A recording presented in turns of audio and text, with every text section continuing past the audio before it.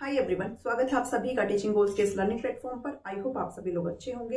Estate की series चली हुई है और जितने भी कॉम्पिटिटिव एग्जाम है सभी के लिए इंपॉर्टेंट है ये सीरीज आपकी, फिर चाहे आपका कोई भी एग्जाम हो। तो आज की फिर से क्लास आपकी सीडीपी की यानी कि बाल विकास की रहने वाली है। इवैल्यूएशन यानी कि मूल्यांकन टॉपिक आपका चला हुआ है और इसी सीरीज के अंदर जो आज आपका सेशन होने वाला है वो हम एक अच्छे टेस्ट, एक अच्छा जो परीक्षण होता है उसकी क्या क्या विशेषताएं होती हैं उसको स्टडी करने की कोशिश करेंगे। और आपने अगर प्रीवियस ईयर को एनालाइज किया है तो यहाँ से आपका एक क्वेश्चन जो है वो पूछा जाता है कई बारी, तो आपको अपने इस क्वेश्चन को भी सेव करना है, इस एक मार्क्स को भी सेव करना है और इस वीडियो से आपको ये सारी चीजें अच्छे से समझ में आ जाएगी और आपको कभी भी कंफ्यूजन नहीं रहेगा। तो जब भी हम इवैल्यूएशन की बात करते हैं, मूल्यांकन की बात करते हैं, तो किसी भी बच्चे का असेसमेंट करने के लिए हम डिफरेंट काइंड ऑफ टेस्ट का निर्माण करते हैं, परीक्षण का निर्माण करते हैं। तो वो परीक्षण कैसा होना चाहिए ताकि बच्चे का जो इवैल्यूएशन है वो अच्छे से हो सके, उसकी क्या क्या विशेषताएं होनी चाहिए हैं, वो इस वीडियो के अंदर हम कवर करेंगे। जिसमें आपको यहाँ पर ढेर सारे 8 जो नंबर्स है वो आपकी कैरेक्टर्स दी हुई है और यहीं से आपसे क्वेश्चन पूछे जाते हैं। बट उससे पहले आपको टेस्ट होता क्या है आई एम श्योर सबको पता ही होगा, फिर भी डेफिनेशन के अकॉर्डिंग अगर बात करी जाए तो टेस्ट क्या होता है, परीक्षण होता क्या है। Test is a tool. हम बहुत सारे इवैल्यूएशन के टूल्स एंड टेक्निक्स को भी डिस्कस करेंगे। बहुत सारे उपकरणों, तकनीक है जो कि नेक्स्ट वीडियो में मैं आपके साथ कवर करने वाली हूँ, वहां से भी आपके क्वेश्चन पूछे जाते हैं। तो टेस्ट क्या होते हैं, एक ऐसा टूल होता है या फिर कोई एक क्वेश्चन होता है या फिर सेट ऑफ क्वेश्चंस होता है, प्रश्नों का समूह होता है जो कि मेजर करता है यानी कि मापता है किसको, बच्चे के परफॉर्मेंस को, ठीक है, उसका कैसा प्रदर्शन है, उसने जो पढ़ा है, जो उसने लर्निंग करी है उसमें उसका प्रदर्शन कैसा है उसको मापता है। साथ ही उसके जो कौशल स्तर है उसका मेजरमेंट करता है और किसी भी स्पेसिफिक सब्जेक्ट में बच्चे की लर्निंग क्या है वो सारी चीज मेजर करने का काम किसका होता है, टेस्ट का होता है। अगर हम सिंपल सी भाषा में बात करें, जब हम पढ़ते थे या फिर अगर आप अभी भी अगर कभी कोई एग्जाम देते हो, जैसे अगर आप एस्टेट का एग्जाम देंगे तो आपका जो टेस्ट होगा उसमें आप क्या पता चलेगा, बेसिकली उसमें ये पता चलेगा कि डिफरेंट काइंड ऑफ जो सब्जेक्ट्स है उसमें आपकी लर्निंग कितनी है, वही तो पता चलेगी। तो टेस्ट का बेसिकली यूज यही होता है कि किसी भी बच्चे की लर्निंग जो है वो कितनी हुई है, किस हद तक है, क्या उसकी वीकनेस है, क्या उसके स्ट्रेंथ पॉइंट है, वो सारी चीज किसके द्वारा की जाती है, टेस्ट के द्वारा की जाती है। ठीक है, तो टेस्ट यहां से आपको समझ में आया टेस्ट क्या होता है।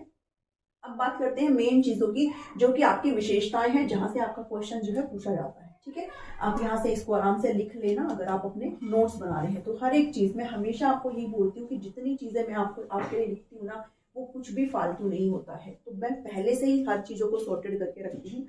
ठीक है, तो आपको इस चीज को बिल्कुल भी इग्नोर नहीं करना है। सबसे पहला जो आपका क्वालिटी है वो आपका वैलिडिटी कहलाता है। कोई भी जो टेस्ट है वो कैसा होना चाहिए, वैलिड होना चाहिए, वैधता उस टेस्ट में होनी चाहिए। इसका मतलब ये है कि जिस पर्पस के लिए, जिस उद्देश्य के लिए आपने टेस्ट बनाया है, जिस पर्पस के लिए बनाया है वो पर्पस आपका यहाँ पर फुलफिल होना चाहिए। ठीक है, इंग्लिश मीडियम वाले भी लिख ले कि जिस पर्पस के लिए आप टेस्ट बना रहे हो वो पर्पस आपका क्या हो, फुलफिल होना चाहिए। ठीक है, अगर मान लो मैं आपका टेस्ट लेती हूँ और मान लीजिए मैंने कोई पर्सनालिटी वाला चैप्टर आपको पढ़ाया है जो कि हम ऑलरेडी कर चुके हैं, व्यक्तित्व वाला चैप्टर, ठीक है, कुछ भी हो सकता है भाई, कोई भी सब्जेक्ट हो सकता है।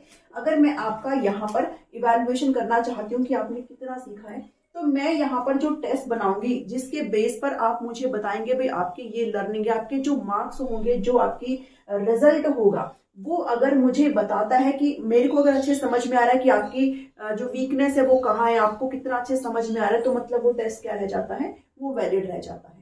अगर मेरे बनाए हुए टेस्ट में आपकी वो चीज मुझे मिल ही नहीं रही, मैंने किस पर्पज से टेस्ट बनाया था, मैंने टेस्ट बनाया था ताकि मैं आपका पर्सनालिटी का इवैल्यूएशन कर पाऊं, लेकिन अगर मैं उसका इवैल्यूएशन आपके रिजल्ट से नहीं कर पा रही हूँ तो मतलब वो टेस्ट कैसा है, वो टेस्ट आपका वैलिड नहीं है। तो कहने की बात ये है कि किस पर्पज के लिए आप बना रहे हो, वो पर्पज अगर फुलफिल हो रहा है तो वो टेस्ट वैलिड है, अदरवाइज वो टेस्ट वैलिड नहीं है। और क्वेश्चन में आपसे ये पूछा गया है, ठीक है, ये आपसे सीटेट में भी पूछा गया है, एस्टेट में भी पूछा गया। तो वैलिडिटी, रिलायबिलिटी और ऑब्जेक्टिविटी ये आपके मेन है जहां से आपके क्वेश्चंस जो है पूछे जाते हैं, बाकी आपने करने तो सारे ही है। ठीक है, तो वैलिडिटी क्या कहता है कि आप किस पर्पस के लिए टेस्ट बना रहे हो, ठीक है, वो टेस्ट आपका उस पर्पस को फुलफिल करता हो।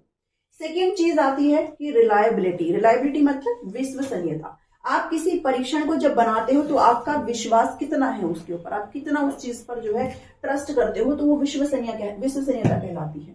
मतलब कि सिमिलर सर्कमस्टेंसेस में अगर आप सेम रिजल्ट उस टेस्ट से मिल रहा है तो वो टेस्ट क्या है, रिलायबल है। इसको आप एग्जांपल से समझो। मान लो मैंने आपका एक टेस्ट लिया, पर्सनालिटी की ही बात कर लेते हैं। अगर मैंने आज आपका ये टेस्ट लिया है और आज मान लीजिए किसी एक बच्चे का मैंने टेस्ट लिया और उस बच्चे के यहाँ पर 150 में से अगर 100 मार्क्स आ रहे हैं, ठीक है, आज मैंने लिया है, कल अगर मैं फिर से उसका यही टेस्ट, सेम टेस्ट अगर इस बच्चे का लेती हूँ तो अगर इसके 150 में से मान लीजिए 125 अगर मार्क्स आ रहे हैं तो क्या ये टेस्ट रिलायबल है?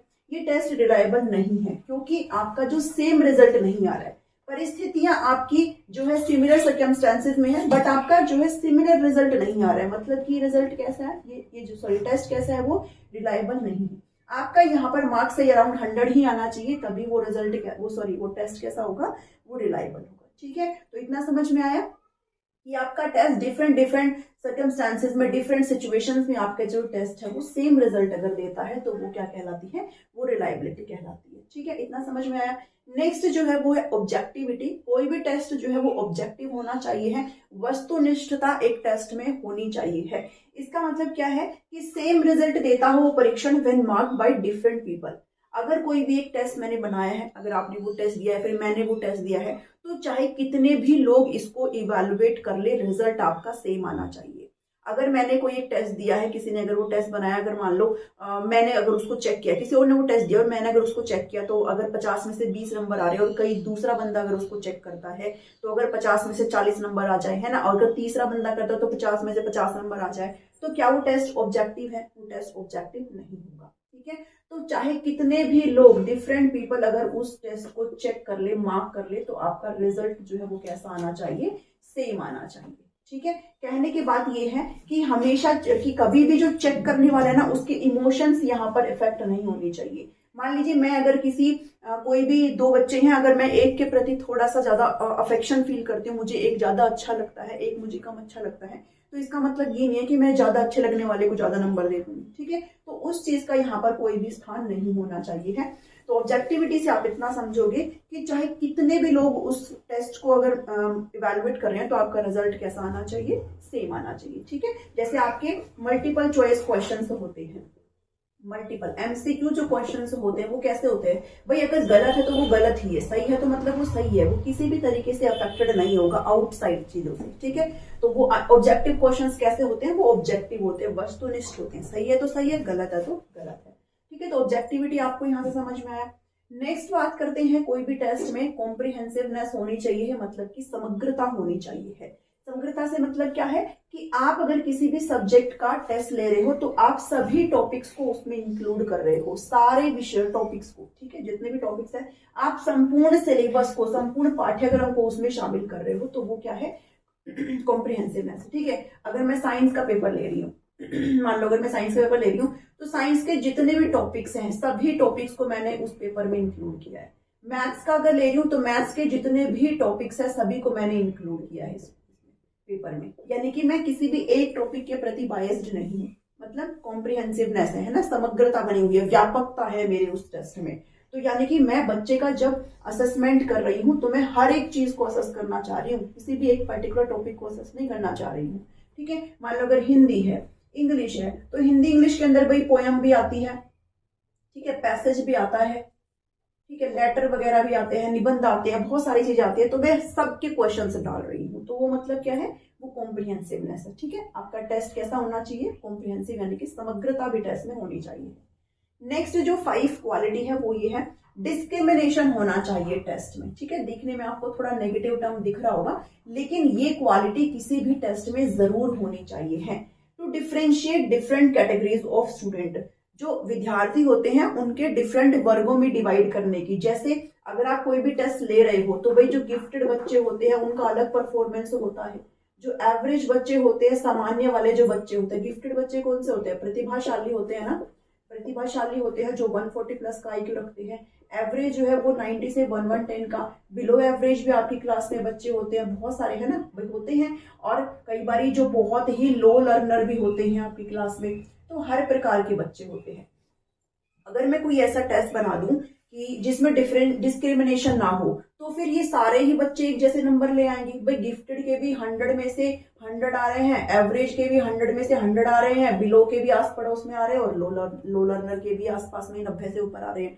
तो फिर उस टेस्ट का कोई फायदा ही नहीं है। मैं कैसे यहाँ पर डिस्क्रिमिनेट कर पाऊंगी कि किस बच्चे को जो है लर्निंग में कहाँ प्रॉब्लम हो रही है। ठीक है, तो डिस्क्रिमिनेशन आपके टेस्ट में जरूर होना चाहिए है, ताकि मुझे ये पता चल पाए कि कैटेगरीज यानी कि गिफ्टेड बच्चे कहाँ पर लाइक कर रहे हैं, एवरेज कहाँ पर, बिलो कहाँ पर और लो लेवल कहाँ पर लाइक कर रहे हैं, ताकि मैं अकॉर्डिंगली अपने टीचिंग लर्निंग जो स्ट्रैटेजीज है उसमें थोड़ा सा संशोधन कर पाऊँ। ठीक है, तो डिस्क्रिमिनेशन किसी भी टेस्ट में जरूर होना चाहिए है। नेक्स्ट बात करते हैं कि टेस्ट आपका डायग्नोस्टिक होना चाहिए। ठीक है, डायग्नोस्टिक टर्म बहुत बार आया है। डायग्नोस्टिक मतलब निदानात्मक आप जिसको बोलते हो, और इसका मतलब ये होता है कि आप अपने बच्चों की लर्निंग है उसको डायग्नोज कर पा रहे हो, मतलब उनकी जो स्ट्रेंथ है कहाँ पर वो अच्छा काम कर रहे हैं और कहाँ पर उनकी वीकनेस चल रही है, मतलब कमियां कहाँ चल रही है, उनको कहाँ पर समझ नहीं आ रहा है। ये अगर पता किसी को चल रहा है तो मतलब वो टेस्ट कैसा है, डायग्नोस्टिक है। ठीक है, ऐसा टेस्ट ना हो कि मुझे पता ही नहीं चल पाए कि मेरे बच्चे कहाँ पर पिछड़ रहे हैं, कहाँ पर वो अच्छा बढ़िया प्रदर्शन कर रहे हैं। तो टेस्ट कैसा होना चाहिए है, डायग्नोस्टिक होना चाहिए। ठीक है, नेक्स्ट क्वालिटी है 7 नंबर पे, यानी कि टेस्ट कैसा होना चाहिए, प्रैक्टिकलिटी, व्यवहारिता।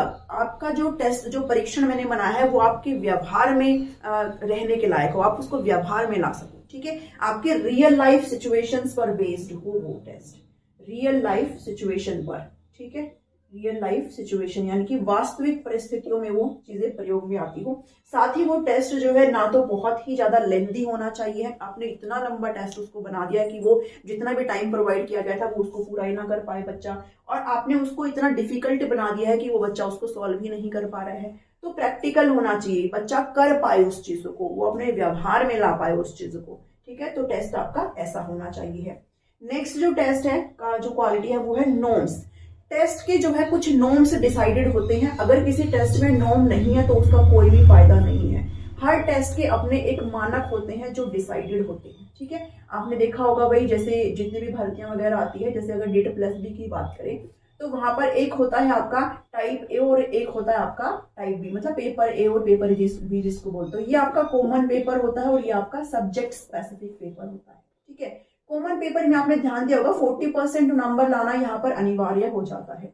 अगर आप इसमें 40% नंबर नहीं लाते हो तो फिर ये वाला जो पार्ट है ये आपका इवेलुएट नहीं किया जाता, इसको जांचा ही नहीं जाएगा अगर आपको इसमें 40% मार्क्स नहीं है। तो ये जो यहाँ पर क्राइटेरिया डिसाइड किया गया है ये क्या कहलाता है, ये नॉर्म्स कहलाता है कि किसी भी प्रश्न पत्र में एक ऐसा मानक डिसाइड कर दिया जाता है जो कि चीजों को इजी कर देता है। ठीक है, जैसे अगर बात करें भी कोई भी आपका एग्जाम होता है, जैसे एचटेट का ही एग्जाम लगा लो। ठीक है, एचटेट के एग्जाम में आपको 90 मार्क्स लाना यहाँ पर कंपलसरी हो जाता है। अगर आपके 90% मार्क्स आपके 90 नंबर लाना यहाँ पर अनिवार्य हो जाता है। ठीक है, 90 नंबर आपको लाना अनिवार्य हो जाता है, और 90 नंबर अगर आप नहीं लाते हो तो मतलब आप क्या नहीं हो, पास नहीं हो। तो ये एक मानक यहाँ पर डिसाइड कर दिया है कि आपको कितने मिनिमम नंबर लाने हैं, 90 नंबर लाने हैं। ठीक है, ये आपकी क्या डिसाइड करती है, मानक। तो किसी भी टेस्ट में जो है आपका स्टैंडर्ड स्कोर यहाँ पर सेट कर दिया जाता है और अकॉर्डिंगली चीजें जो है वो देखी जाती है। ठीक है, तो ये जो इम्पोर्टेंट आपके कैरेक्टरिस्टिक्स थे किसी भी परीक्षण के जो हमने इस वीडियो में कवर किए हैं, उम्मीद करती हूँ आपको सभी अच्छे समझ में आए हैं। और यहाँ से आपका एक क्वेश्चन जरूर पूछा जाता है। मैंने मैक्सिमम टाइप वैलिडिटी, रिलायबिलिटी और ऑब्जेक्टिविटी के बीच में देखा है, काफी जो क्वेश्चन है वो वैलिडिटी से पूछे जाते हैं। ठीक है, तो आप इन सभी चीजों को ध्यान में रखोगे। हमने टेस्ट के कैरेक्टरिस्टिक्स यहाँ पर पढ़े हैं। नेक्स्ट वीडियो में हम टूल्स एंड टेक्निक्स को पढ़ेंगे। उम्मीद करती हूँ आपको सेशंस अच्छे लग रहे हैं, पसंद आ रहे हैं तो इसको जरूर लाइक करें और शेयर करिए सभी के साथ, और कमेंट करके जरूर बताया करिए अगर आपकी हेल्प हो रही है, थोड़ी बहुत भी अगर हेल्प हो रही है, या फिर अगर आपको कोई भी कमी दिखाई दे रही है तो आप जरूर बताएं इसको। नोट्स अगर लेना चाहते हैं तो स्क्रीन पर आपको नंबर दिखाई दे रहा है, आप इस पर व्हाट्सअप करके इन्फॉर्मेशन ले सकते हैं। 500+ कैंडिडेट ने नोट्स ले लिए हैं और ये बहुत बड़ी बात है मेरे लिए, इसके लिए बहुत बहुत थैंक यू। मिलती हूँ नेक्स्ट वीडियो में।